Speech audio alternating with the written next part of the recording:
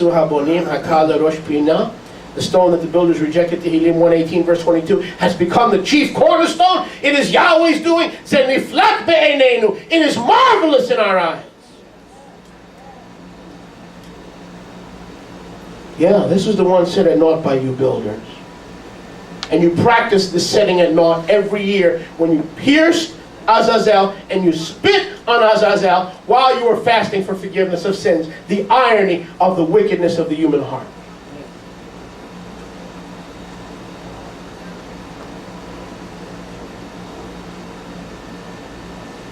The human heart is desperately wicked.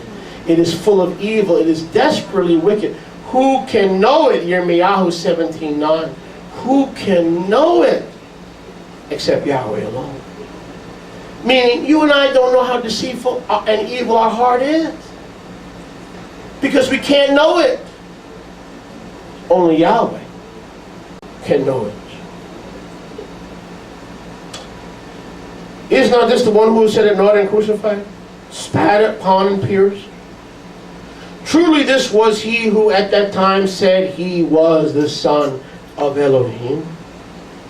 Truly it is the one who said at that time that he was the Son of Elohim. If you're on the radio network, get a friend, phone a friend, get a family member, get them tuned in. We're going places you've never been before. Tune in, dial in, get someone. There's room online for you and for others to come and partake. Bring pastors, elders, deacons. We want to share this with all of those brothers and sisters. Amen? Look at verse 10. How then was it one of the Yazazel like the goat for Yahweh? How was one like the other? Verse 10. Barnava asked a very interesting question. How were the two goats alike? In this respect, were the goats like Yeshua, like him? How was Yeshua like the goats? The goats were fair and equal, so that when they saw him coming, they were astonished at the likeness to the goats. Because Yeshua was what? Fair, just, and equal, had great equity. Because Isaiah 11:1 says what? He will have the ruach of what? Wisdom, chokhmah, da'at, justice, equity. So these goats were like Yeshua in the sense that they were fair. The goats were both fair, equal. One was not different than the other. Speaking of the fact that when Yeshua would come, he would come like a goat, meaning what? Like a lamb to the slaughter, meek, mild, without protestation, wounded, pierced, and yet with great equity and fairness. These goats were the same. In other words, Yeshua became this like his creation. The same as his creation. Not human, but like his creation. Therefore, behold here the type of Yeshua who was about to suffer. Did anybody know any of this stuff? Do you realize this stuff happened every year in Israel? That the people would spit and pierce and impale this Azazel before he was taken into the wilderness? I had no idea. I mean, this is some shocking stuff. Amen? Amen. Baruch Hashem. Did you know that I know? Did any of us know there was a tree called Rachel that only gave forth sweet fruit? No idea. No idea. Praise Yahweh for the book of Barnava. I said praise Yahweh.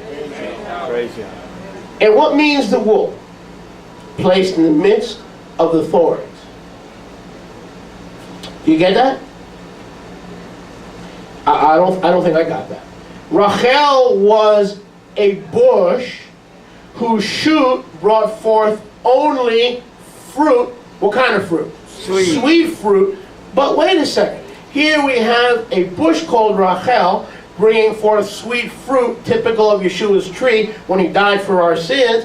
And yet the bush, Rachel, was the thorn bush.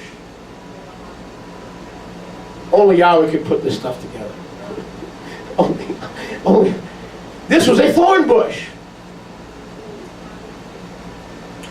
I have not encountered many thorn bushes that bring forth good, told, sweet fruit. I've very rarely seen that.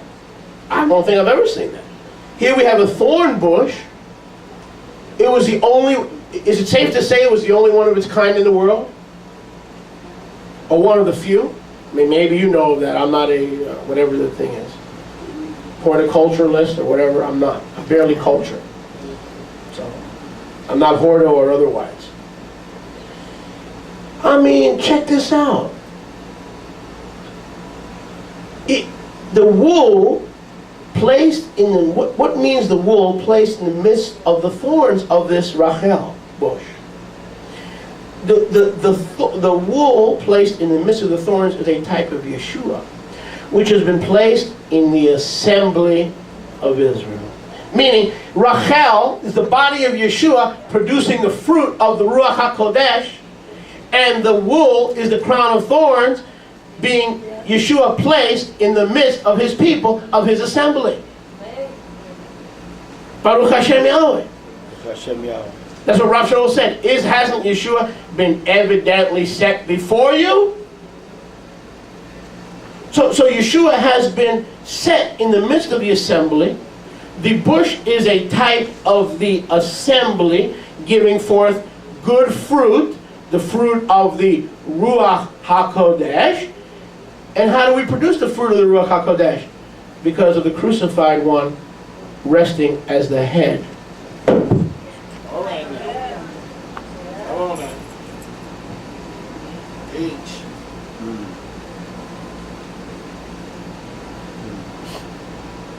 Hallelujah. That crown of thorns was the head of the bush. The bush is the assembly of Israel that produces sweet fruit for Yahweh. Somebody talk to me.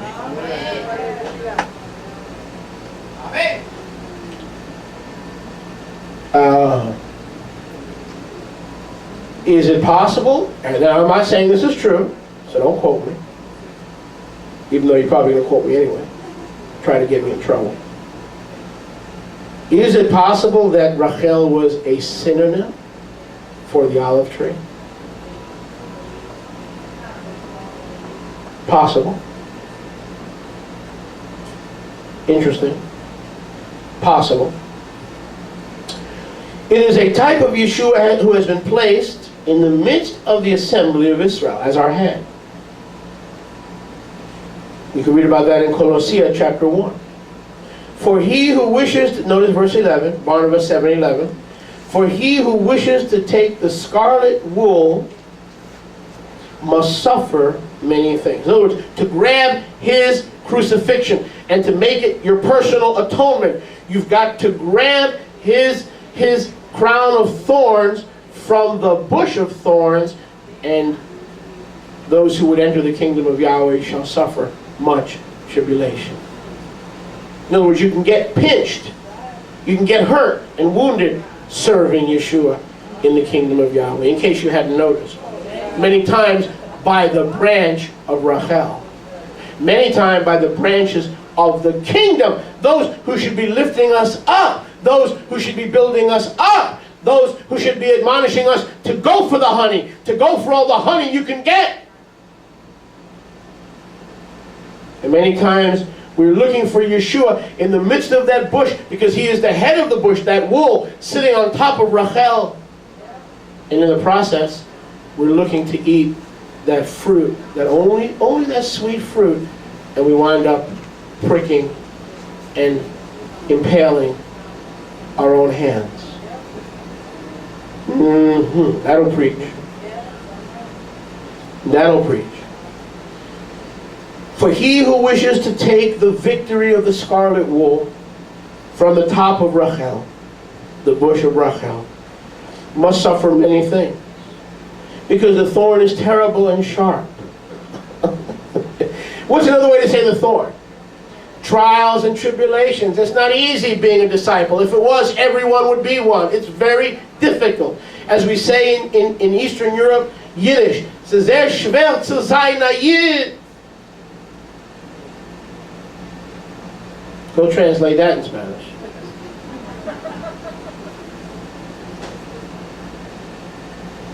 It's hard to be a Jew. It's hard to be an Israelite.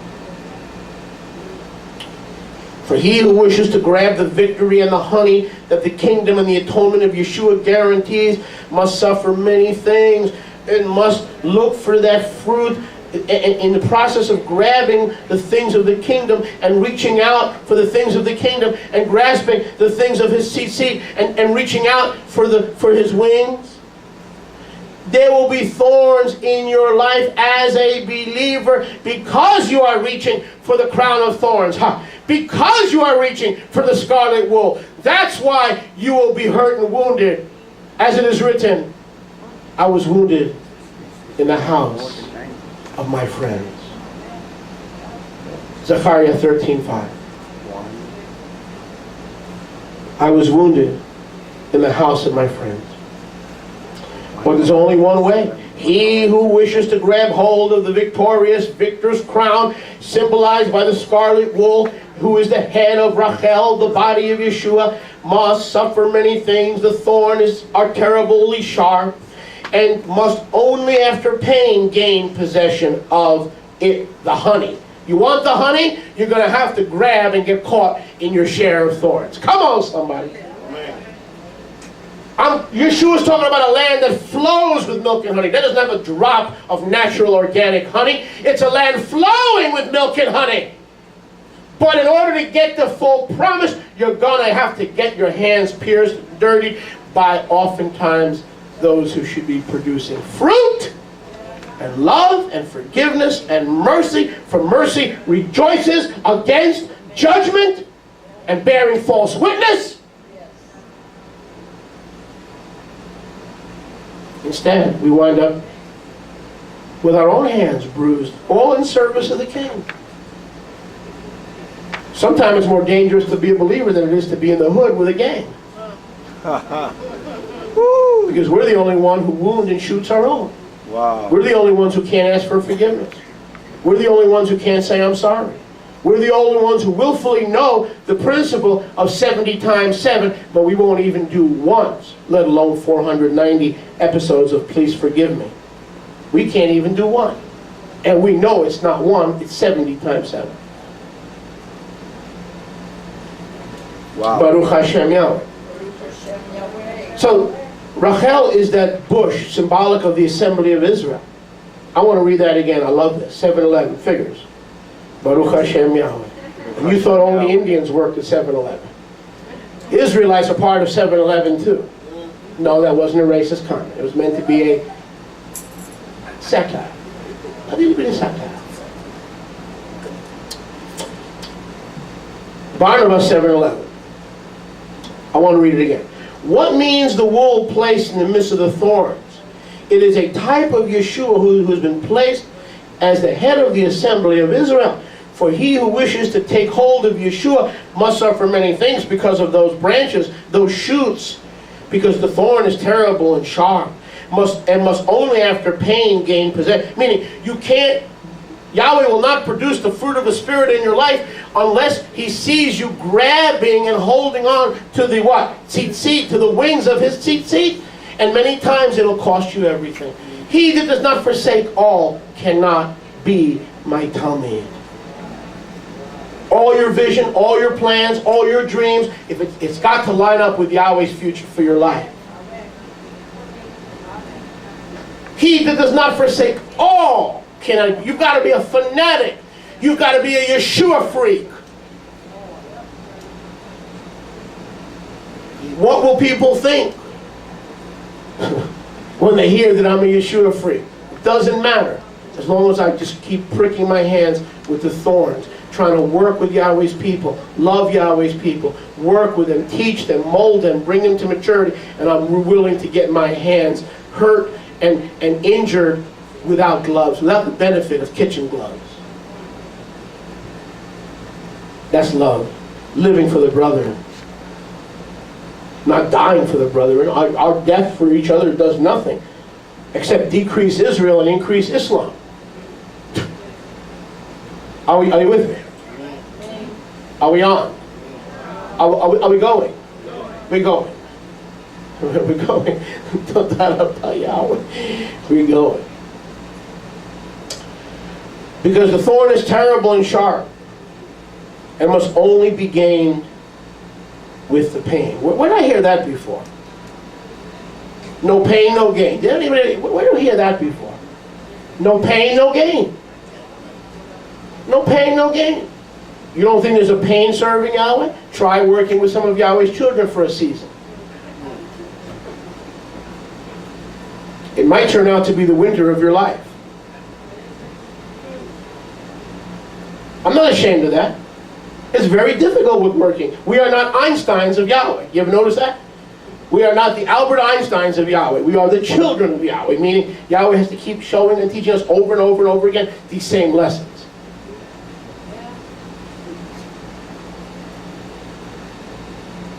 Yeshua tried to be the great shepherd of the sheep, and what happened to him? Did he get any thorns in his flesh? Whenever you try to help Yahweh's children, you can be sure that you will have thorns coming back into your flesh. All the while you're seeking for the crown of righteousness that is laid up before you. And not for me only, but to all those who love his appearing.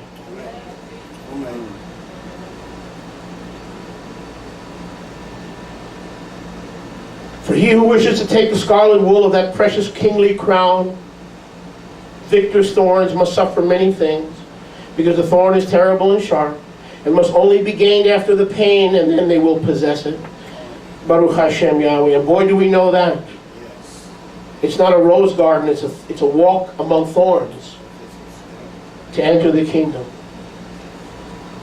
So he said, those who wish to see me and take hold of my kingdom must, through trouble and suffering, receive me. In other words, in practical terms, Yeshua, pardon me, was hated by his own people and rejected by his own family.